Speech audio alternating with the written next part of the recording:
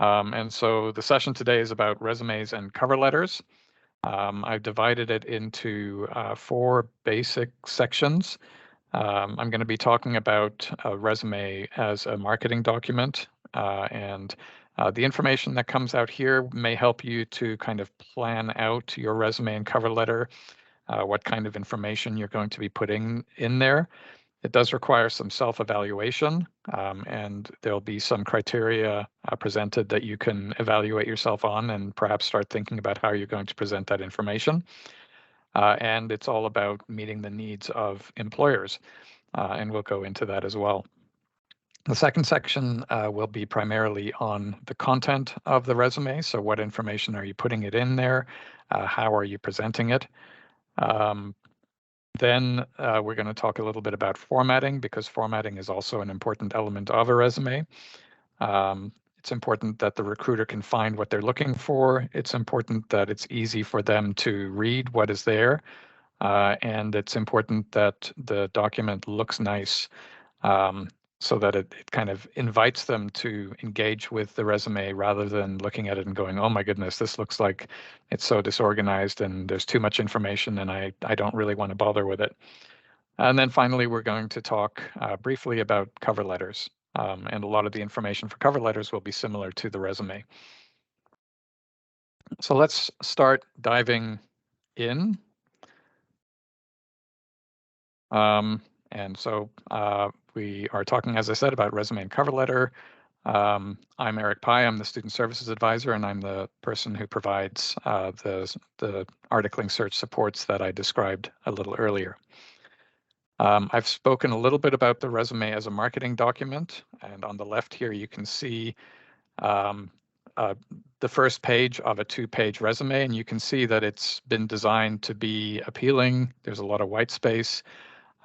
It's something that the different sections are clearly demarcated, and so it's something that a recruiter would be able to find their way around pretty easily. And we'll go into the details of this as we go through. The first thing to be aware of is something called buying motivators. And I'll just give you an example. Let's imagine that it's fall and I need to buy a sweater. And so I go into one of the local clothing shops and I'm looking around at the sweaters, and the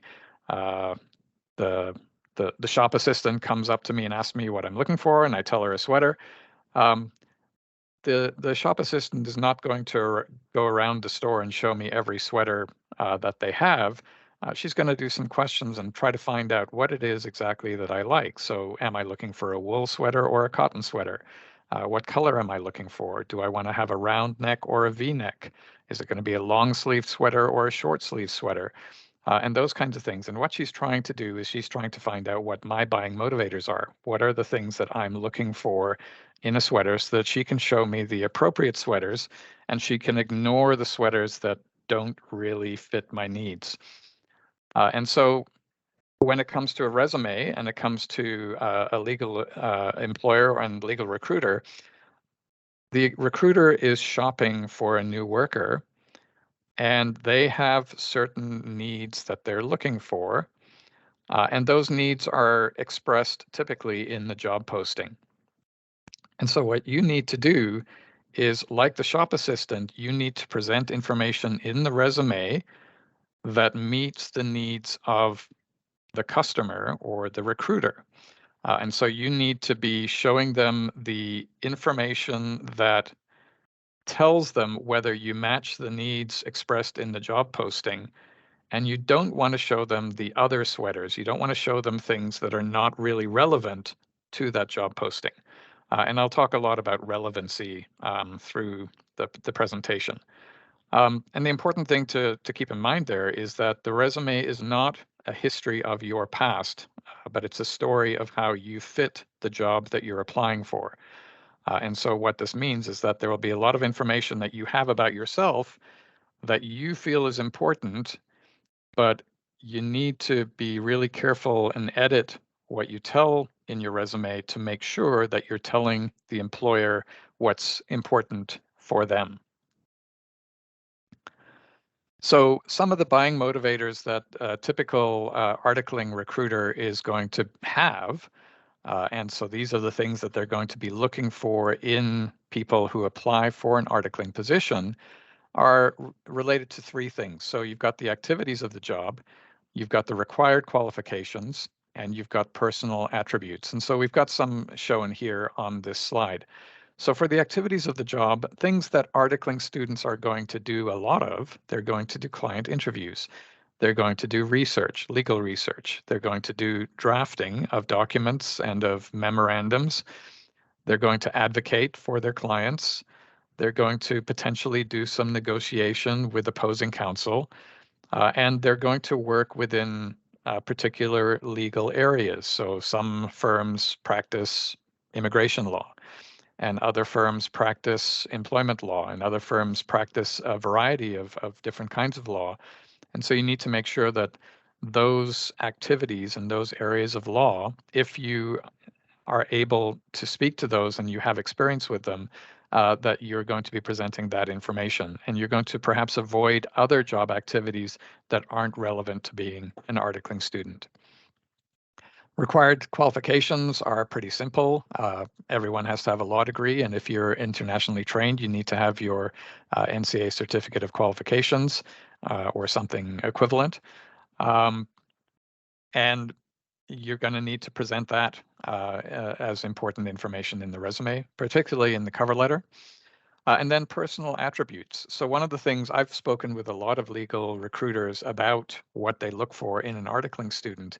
And one of the things I found interesting is that more often than not, they don't actually require so much the experience of like the activities of the job, but what they do look at is the personal attributes. And there's particular things that they look for that are transferable from any job to articling.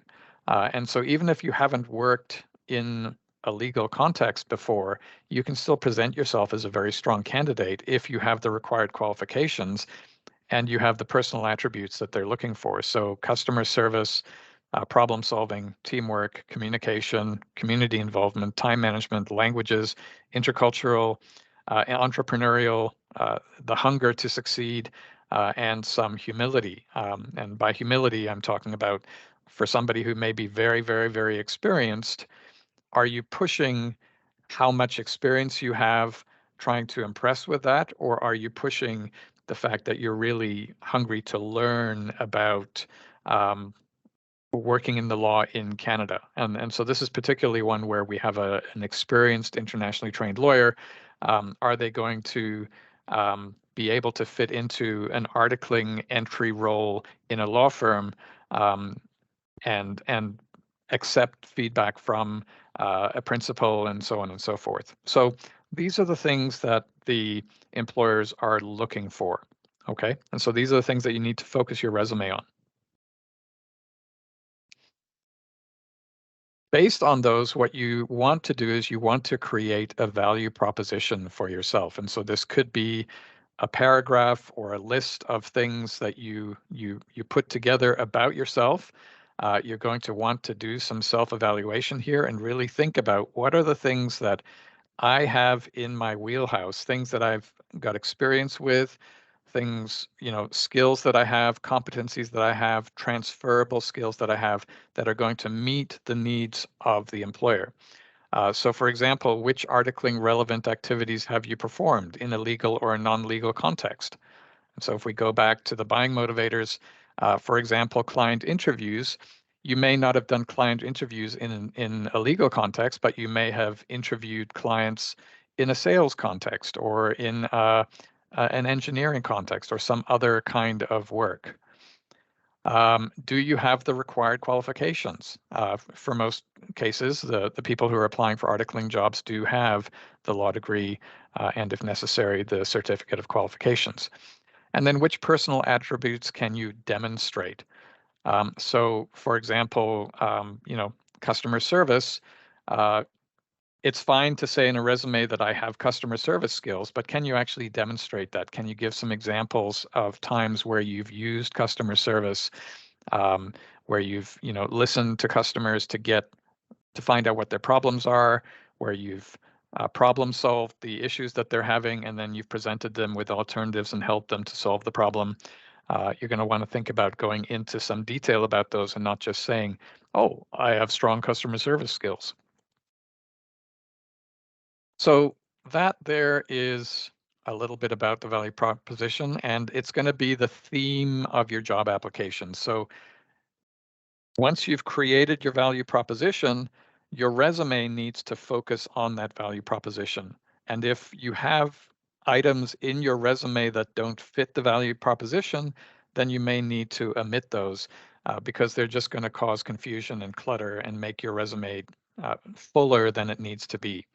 And so for each item on your value proposition list, or for each item in your resume and in your cover letter, you need to think about, is this relevant to the target role? If it's not, I'm going to omit it. If it is, I'm going to keep it and perhaps expand it because there may be more detail I can give about it. So let's now talk a little bit about the organization of your resume and some of the content that you're going to have there. So for the header of the resume, one of the things I see a lot of students doing is giving their complete address. So street number, street, town, province, postal code. That information is not really necessary in the resume because nobody sends hard copy documents to job applicants anymore. This may have been relevant 30, 40 years ago, back before the age of computers, where all the invitations and all of the acceptances and stuff would happen first by a written invite and then by telephone. You don't need to give your full legal name. And this is particularly true for internationally trained professionals who perhaps have multiple names. What you want to do is use just the first name that you will typically use in the office and your family name. So Terry Akwesi, this is somebody that I actually worked with. Actually, it's not. It's a pretend person, but it's similar to somebody I worked with, where their name actually had 4 different names, but Terry is the name that they go by in the workplace. And so use that because it means that communication will be easier, and it'll be easier when you get to an interview because they'll already know what to call you at that stage. And also, you don't need to label your phone number. You don't need to label your email address because everybody knows that a 10-digit number is not the email address and it's not your name. They know that that is a phone number. So labeling just takes up space. Taking those labels out makes everything look cleaner. And you can put everything on a single line. You don't need to have address, email, phone number, because that takes up space in the resume. And what you really want to do is you want to be very economical with this space, especially if your resume is long, because you need to cut it down as much as possible. You want to fit everything into 2 pages. The next section, and this is something that is important, particularly for experienced lawyers, for people who have a variety of different work experience, maybe legal and non-legal, but for people who are not straight out of law school. If you are straight out of law school, you can probably skip the profile summary. That's the feedback that I've received from legal recruiters. But if you do have a good amount of experience, it's useful at the very, very beginning of the resume to just kind of give a very, very quick summary of who you are and what you're about. And it's almost like a handshake that lets the recruiter know what to expect as they look at the rest of your resume. And so you want to make your professional status clear. So here we've got an internationally trained law student licensed to practice in Ghana and pursuing requalification in Canada. You can't, if you're an internationally trained lawyer who's licensed in another country, you can't really call yourself a lawyer in your application because in Canada, you're not recognized as a lawyer. So you would call yourself an internationally trained law student licensed to practice in your country and pursuing qualification in Canada. And that makes your status clear to the legal recruiter about exactly where you stand. Then you can talk about the length of experience that you have in different legal areas and in what activities. If you have some personal attributes that stand out, you can address them in the profile. This particular profile doesn't include any of those. And then you can have some current work and education status. So this person is currently working as a volunteer with Pro Bono Law Alberta, and they're enrolled in PrEP with completion expected in fall 2021. So this style of paragraph, it shouldn't be too long. You should be looking at maybe 4 to 6 lines maximum, but give an idea of what your career looks like, and then you're going to expand on that through the rest of the resume. The next section that we're going to get into for an articling resume, and this is something that I see a lot when I do resume reviews, is that a lot of experienced applicants will put their education at the end of the resume and they'll put their employment first. For legal recruiters, education is the most important assessment criteria for candidates for an articling position. And so it makes sense to put your education section right at the top of the page. If you're using a profile, it would be the next section so that the recruiter doesn't have to go hunting for the education information. So you've got here, this is somebody who's an internationally trained lawyer. They've got their CQ as their second piece of information. And this particular student is enrolled in PrEP already, and so they've put PrEP in as well. You'll notice that for PrEP, they've got the start date. The student started in December of 2022, and it goes until the present because they're still enrolled in the program. For all of the other education that they've had, you don't need to put the duration of the education. All you need to show is when you received that particular qualification. And you can see that each piece of education information is, again, on a single line to save space. So you've got the qualification, you've got the provider of the education, and then you've got the dates on the right. And this is a good way to put it because it's short. It provides all the necessary information that the recruiter wants. And in some cases, if you have additional information about the education, you can see here for the barrister at law, you can include bullet points in the education section, but try to limit this because you want to keep the education section fairly short. Next, we get into job descriptions. And the important thing about your job descriptions is that you need to add value and you need to show some impact. Um, we don't just want to know what you've done, but we want to know how well you've done it, and whether you were actually helpful to your client and whether you actually helped your employer to be more successful. Um, One of the other things about job descriptions is that, for example, if you were uh, if you articled in another country or you articled in another province and now you're looking for articles in a PrEP province because you need to get local articles to get called to the bar, if you call yourself an articling student, most legal recruiters know what an articling student does. And so telling them all of the things that you did um, doesn't necessarily add a lot of value unless you add some specific detail about the scope of the work that you did and some potential impacts that you made. Um, the other thing is, especially for internationally trained lawyers, your employers are probably not well known in Canada. And so if you list your employer, but you don't tell us anything about the employer, then the legal recruiter has a hard time maybe figuring out in their head what the context for your work was. So some of the things that you should include in your job description include the employer context. So what kind of organization was it? Was it a small firm? Was it a big firm? Was it a government organization? Was it a nonprofit? The products and services. So if it was a legal firm, you could talk about the areas of law that that firm practiced. And who were your clients? Were they primarily individuals or were they companies? And then finally, the size. So how many partners were there? How many lawyers were there? How many staff altogether? How many locations did this firm have? Was it a national firm? Was it a local firm to a particular area? That kind of information is going to help the recruiter to understand the kind of employer that you were working for.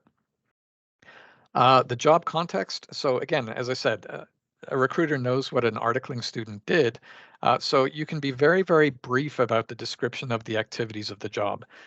So you might want to talk about the who you reported to. So did you report to a senior lawyer? Did you report to one of the partners? Did you report to the managing partner?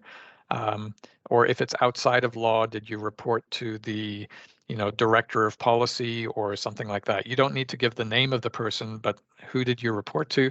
And then the high level accountability. So, again, what areas of law did you work in? What legal activities did you do? But you don't need to give too much detail here. And we'll see an example of this shortly. And then finally, the bullet points in your job descriptions. Here is where you want to talk about the scope of work and the project details. So make these relevant to articling. You want to talk about how often, how much, how many. So give us, how many clients did you interview in a month or in a week? How many court cases did you attend and advocate in on a yearly basis? Those kinds of things. If you made an organizational or departmental impact, or you helped the clients.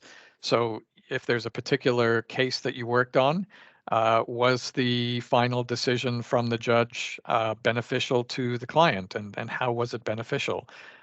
Make that clear as well. So here's an example of this is the same student that said that they were volunteering currently at Pro Bono Law Alberta. And you can see that we've got the first thing is the employer name. We've got the dates of employment there. And then we've got the brief description of Pro Bono Law Alberta. What does that organization do? Then we've got the job title. And then we've got a very brief summary of the main parts of that job for that particular candidate. And then for the bullet points, what we're doing is we're taking the information from the job summary and we're expanding on some of those points to give further information.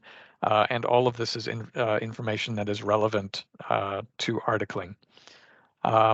So as I said, focus on items that are relevant to the target firm and to the target role, which is articling, and highlight any matches and omit any detail in the description that doesn't really fit the employer. Here is the same student, and this is a job that they had where they were not working for a law firm. They were working for a company as an internal kind of legal and administrative officer. Again, they've described the employer, so we can see that 12 employees, 90 contractors, the range of services that they provided. And so very quickly, the legal recruiter can kind of imagine the work that this person was doing. We've got the fact that they reported to the CEO, what they manage day-to-day operations. They haven't gone into detail about what day-to-day operations means. And they've talked a bit about some of the other areas related to law that they focused on. And then in the bullets, they've gone into much more details. So you can see here that they're talking about how many transactions they edited and reviewed contracts for in that first bullet. They've talked about the value of those contracts. And so they're kind of really kind of placing themselves and showing that they made a really positive impact to the revenue of this particular organization through the work they did. And the other bullets are also quite detailed. Nothing there is overly vague. We can imagine this person doing the work with this employer.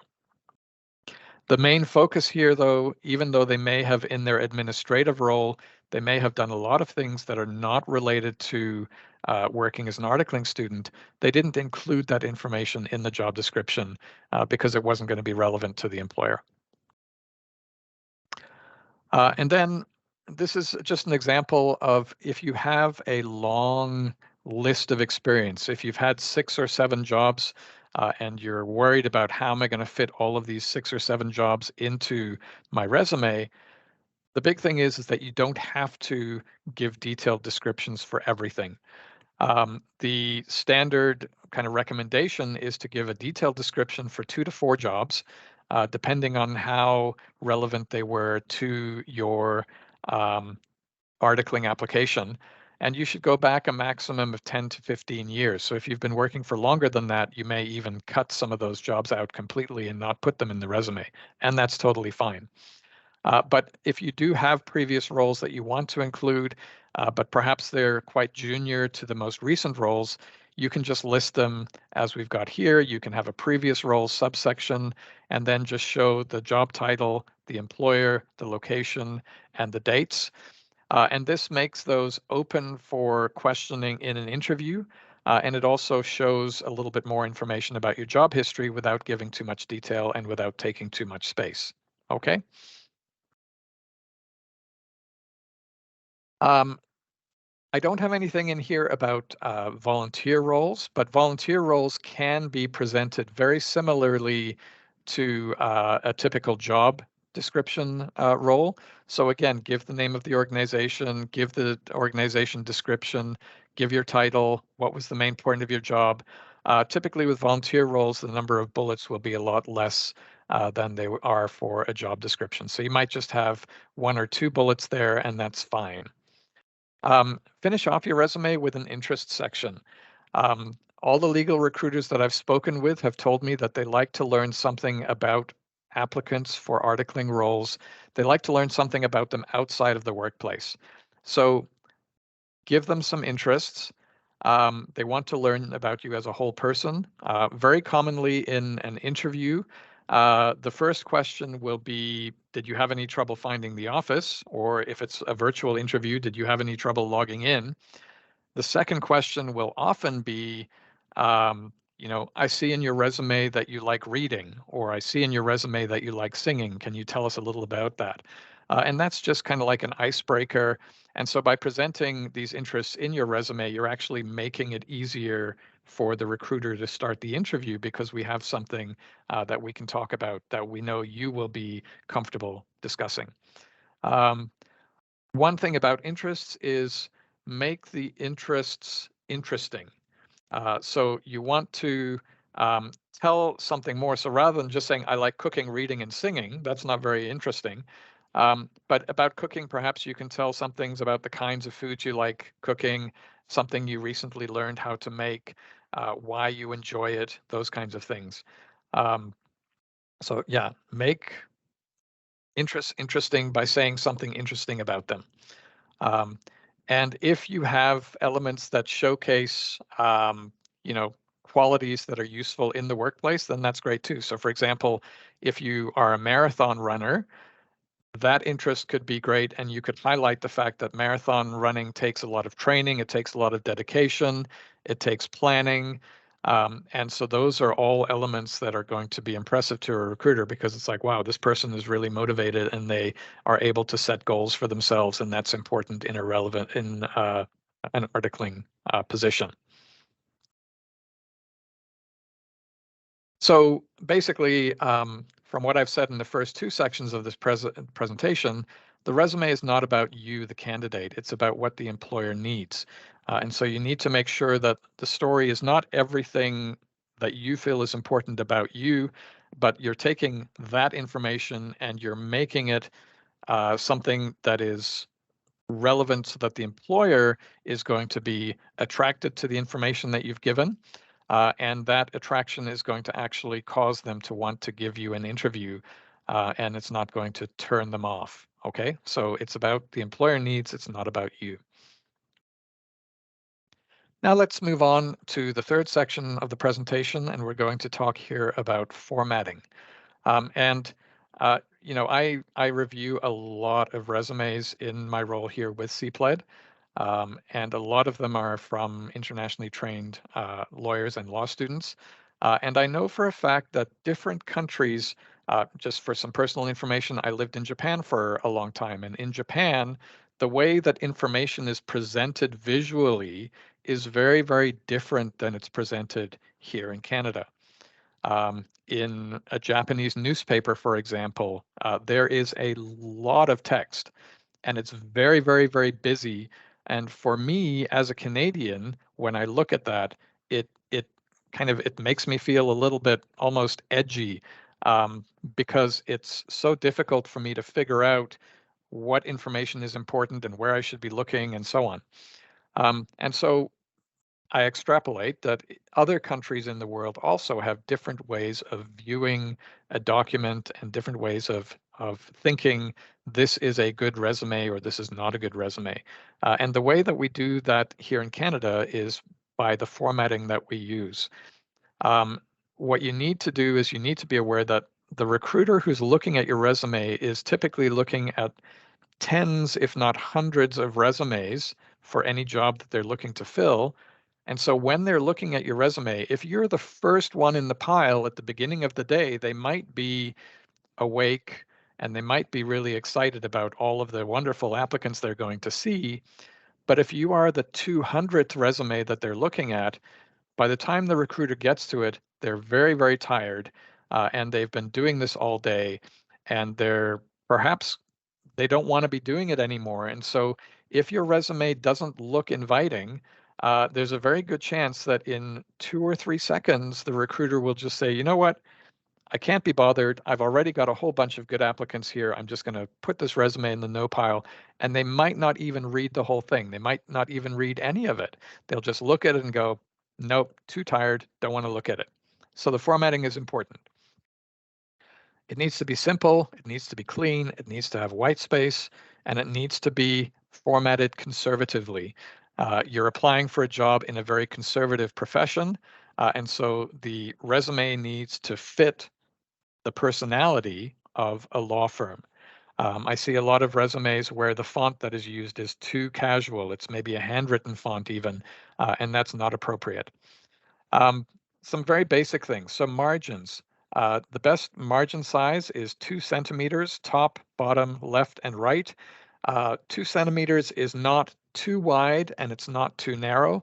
It gives enough room for a recruiter or a partner to make notes on the resume when they're interviewing you. And so that's a good kind of rule to follow with the resume. Your fonts, most of the resumes I see are either Times New Roman, which is the standard font that Microsoft Word uses for all new documents, unless you've set it to something different. Um, but Times New Roman is a little bit stuffy. It's not very friendly. It's not very inviting. And so I would encourage you, first off, the most friendly are some sans serif fonts like Calibri or Verdana. Uh, Arial is not too bad, but it's a little bit narrow and dense. And then if you're going to use a serif font, Cambria is very similar to Times New Roman, but it's a little bit easier to read. So those may be some good fonts for you to consider. For the font sizes, your name at the top of the resume, 16 points is a good size. For your section headers, 12 point is a good size.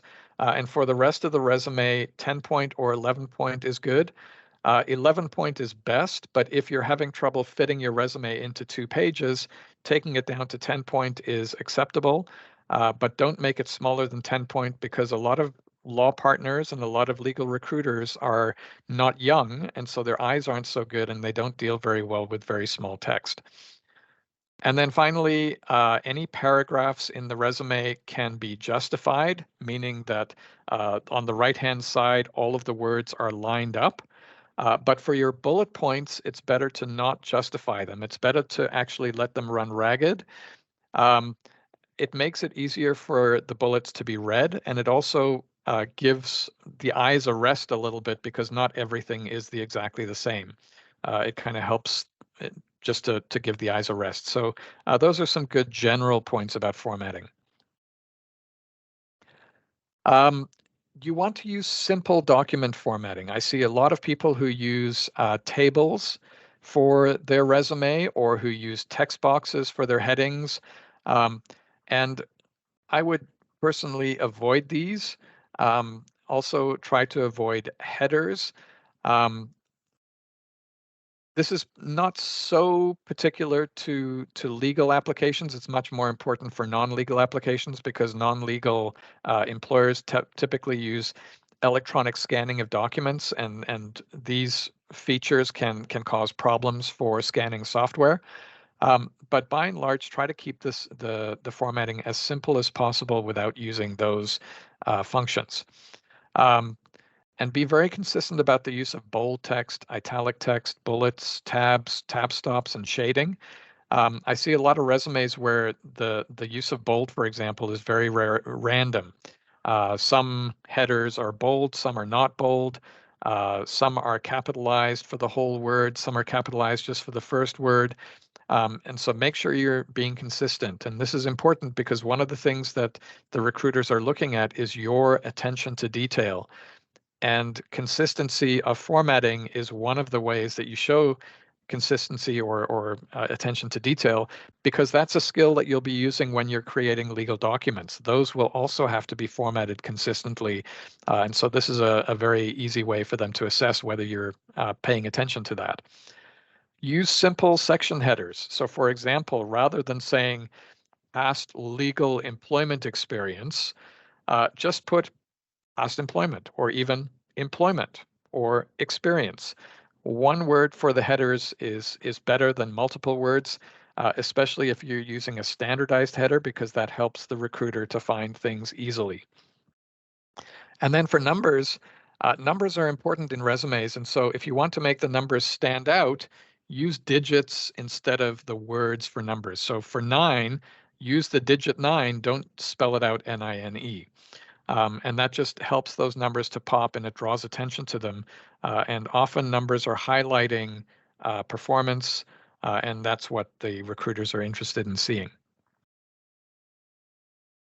And again, then make the resume easy to consume. So for bullet points, 2-line bullets is best. You don't want to go over 2 lines. I see a lot of people who will have like a 3-line or 4-line or even 5-line bullet where they're telling everything they can about some project they worked on, and that's too much. Partly, if you give too much information in your bullet points, you're actually answering interview questions in your resume. And if the recruiter doesn't like the answers, then they may not invite you to the interview. So it's better to keep it short, focus on very basic ideas of what you did, but focus on the results of your work. And then if the recruiter sees that you got good results, they'll be curious about that, and that will cause them to invite you to an interview to find out more. Okay, so keep some of the information back. You don't have to tell everything. Be careful with your wording and grammar. So action verbs are very important. I see a lot of resumes where people are talking about um, performing and um, producing, are kind of very vague terms. Um, you know, if you can use words like led and initiated and managed and coordinated, those are words that have a little bit more of a work-based action focus, and they imply that you get things done. So use those. And if you want a list of them, you can just Google resume action verbs, and you will find page after page after page of results that will give you some really great verbs that you can use in uh, the the resume. And typically in your bullet points, the first word of every bullet should be an action verb. Okay. Avoid personal pronouns, me and my. Avoid articles, the. Avoid possessives, again, my, the companies, and so on. And avoid adjectives and adverbs. So, for example, I have excellent communication skills, or I successfully completed this project. Um, Rather than using the adjectives and adverbs, if you say I have very good or excellent communication skills, rather than saying excellent, maybe provide some information about why your skills are excellent. What are some things that you've done with the communication that highlight that it's excellent without having to say so? Limit the capitalization and bold text. I see a lot of resumes where there are bold words all over the place. And if there's too much bold text ceases um, to fulfill its purpose, which is to highlight something that's important. And so primarily you want to use bold text just for section headings, for employer names, and for your job titles. For everything else, just use regular text is best. And then be careful about words like handled something or assisted with something or supported something. Those are very vague, and they don't actually tell you what you did. So, for example, if you assisted with a legal case, rather than saying assisted, you could say that you researched information about a case using whatever software you use, Canly or Westlaw or whatever, and even specify what the case was about. Um, and perhaps then you drafted a communication to the opposing counsel. So talk about the specific actions of the assisting rather than just saying that you assisted. Okay. So that's basically everything about the resume. So now we're going to move on to talking briefly about cover letters. And one of the things about cover letters that is a little bit of a controversy right now is whether recruiters actually read them. So I've talked with a lot of recruiters about whether they read cover letters, and what I found out is that um, some recruiters think that the cover letter is important, and some recruiters think it's not important. Other recruiters think that it's important, but they don't read it. The reason they think it's important is because when you apply for a job, you're supposed to write a cover letter. And so for them, the important thing is that you followed the rule, but the content of the letter is not that important. And it kind of breaks down into about a third of the recruiters think that cover letters are important and they read them. About a third think that it's important and they don't read them, and about a third think that it's not important and they don't read them. So, based on the fact that 2/3 of recruiters think the cover letter is important, you should have one. And based on the fact that 2/3 of recruiters don't read them, you shouldn't put too much effort into them. So you shouldn't make them too long. You shouldn't, go and give too much information there because there's a good chance that the letter won't be read. However, based on the fact that 1/3 will read the cover letter, you need to make sure that you have something that is going to engage those recruiters that do read it. Okay, so what that narrows down to is make the letter no more than 1 page and give yourself a really easy format where a lot of the cover letter can be rewritten and ready to go and can be used with any employer, but a certain section of it will be tailored because remember, you want to meet the buying motivators of the firm. And so you need to tailor at least some of it to the specific characters of the firm, the kind of law they do, their values, whether they're involved in volunteering, those kinds of things, or the kinds of projects that they do. So a good format for a cover letter is 1 page and 3 paragraphs. In the first paragraph, you want to tell a story and connect yourself to the company or to the job that you're applying for. And you want to show that you're a good cultural fit for that particular employer. In the second paragraph, and I will show you some examples of this as we go through it. In the second paragraph, you want to focus on the required qualifications. In the job posting, typically they will say you must have a law degree, you must have this, you must be a good communicator, for example, you must have experience doing research. And so you're going to need to look at those and you're going to need to make sure that you address those requirements in your cover letter. And you typically do that in the second paragraph. And then the third paragraph, which is typically very short, is going to just be a strong and confident ending. And we'll see an example of that in just a second. So before we get into the different paragraphs, one thing you should notice is that the cover letter and the resume should be formatted the same. So if you've got color bars, as we have here for the name and here for the reference, make sure that those are the same color and same style as in the resume. Use the same fonts, use the same margin size, use the same text size. So everything, when we look at it and we look at the cover letter and we look at the resume together, it looks like it's a package that belongs together. Okay. If they're formatted differently, again, the recruiter may be thinking, this person's attention to detail is not very strong. Um, Provide a job reference if there is one. So, for example, if you're responding to a job posting and there's a reference number there, make sure that that's included in your heading to the letter, and address the letter to the hiring manager. So you can see that Paulette Jones is the name of the person, perhaps in the job posting that it says, please send applications to this person. Paulette Jones's name is in the header with the employer information. And then the beginning of the letter is Dear Ms. Jones. Okay, it's not Dear Paulette. It's not Dear Ms. Paulette. It's Dear Ms. or Mr. and their family name. If you don't know the name of the person who will read your letter, do not say, Dear Sir, Madam. Do not say, To whom it may concern, because those are very, very impersonal and they don't create any kind of connection. If you don't know the name of the person, then just omit the salutation altogether. And so rather than saying dear sir or saying dear madam, just omit that and jump straight into the beginning of the letter.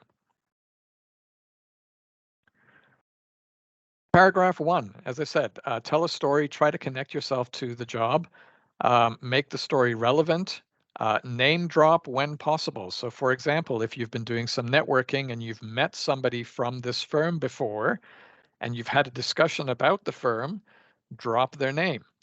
And by putting that name in the letter, what you're actually encouraging the recruiter to do is to go to that person and say, hey, I see that you've met this person before. Tell me a little bit about them.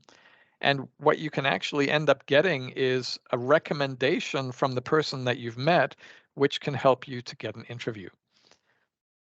You also, by telling a story, you wake up a bored reader. As I said, often the recruiters are tired by the time they're looking at your application. And so if the letter starts, please accept my application for an articling position with your firm, that's a sentence that the recruiter has probably read 150 times already today. And it, I know from the fact that I was a recruiter, it used to drive me mental because it was so boring. It was so unoriginal.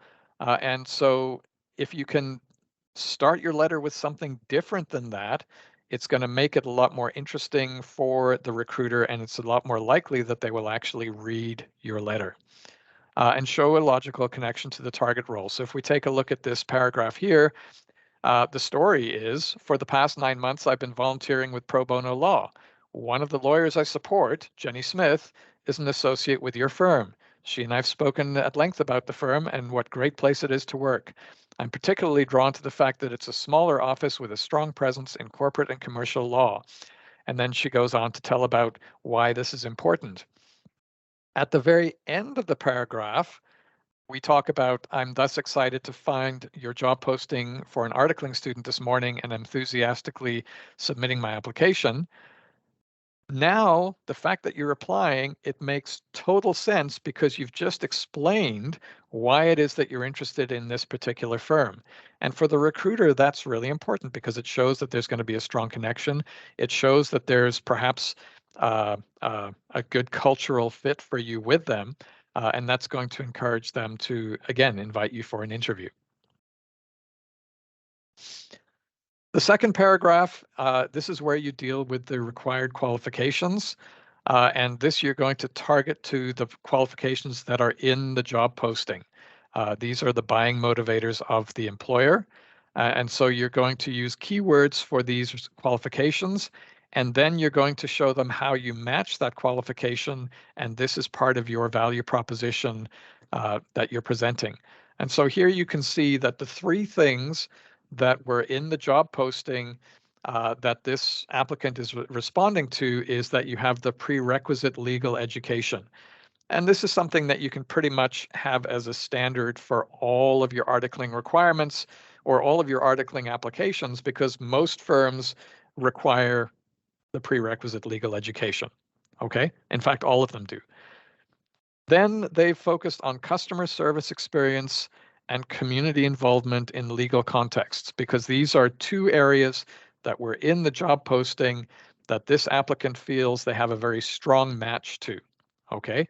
And so with customer service, they're talking about being the legal admin officer and overseeing the schedule, dealing with contractors, dealing with payroll for employees, dealing with the bank. And all of these have customer service elements that are hopefully going to be very attractive to the recruiter that is going to read the letter. And then the community involvement in legal context, they're talking about the pro bono law position again, and about how this has helped them to understand legal process and help them to enhance their entry level legal skills that are going to be important in an articling role. So this is addressing the needs of the employer very, very clearly. And then I said, making the paragraph 3, make it a strong ending. You do not need to thank the recruiter for reading your application. Okay, thank you for your time considering my application. That is not very confident. It shows that you consider yourself perhaps even inferior to the recruiter.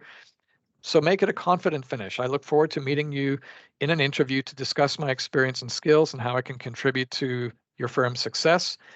This actually shows that you're assuming that you're going to get an interview.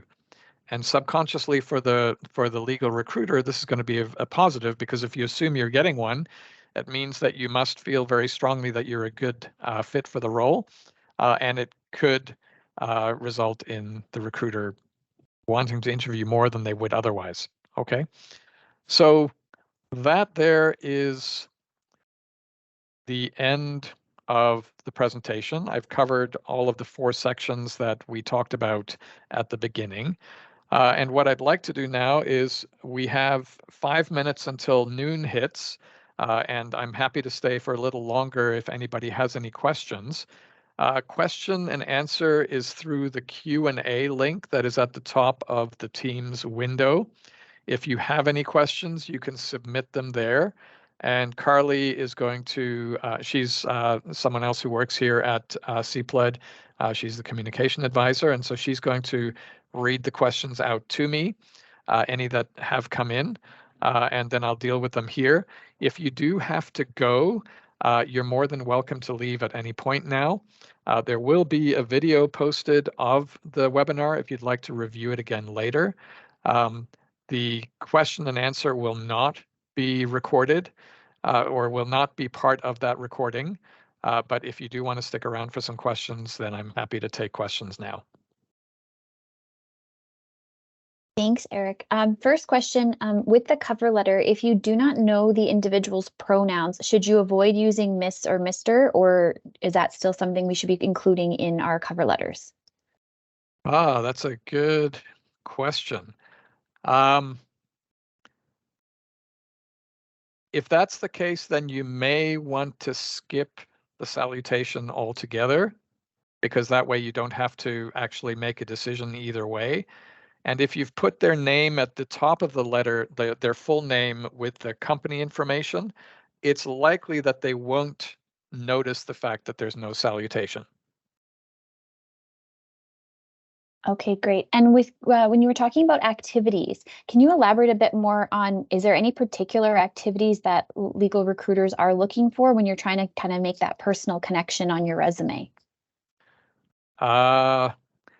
Yeah, I think any of the activities that I talked about earlier. So, if you've interviewed clients or you've interviewed customers, or not even interviewed them, but if you've had to work with customers to assess what their needs are, that's going to be a good match for the fact that as an articling student, you would be doing intake interviews with clients at the firm. And then any of the other activities that a typical law student in a firm is going to be doing. So have you done research of any kind, whether it be legal research or other? Have you done any formal writing? Have you done sales? Have you done customer service? Those, if you think about what does an articling student do for the firm, and try to think about what have I done in my experience that is going to match those. I don't know if that answers the question. If They the haven't. person isn't satisfied, they can ask a follow-up, please. Thank you, Eric. Also, you mentioned trying to keep the resume at 2 pages. Now, first question is, does that include the cover letter? So should the resume be 1 page and the cover letter 1 page?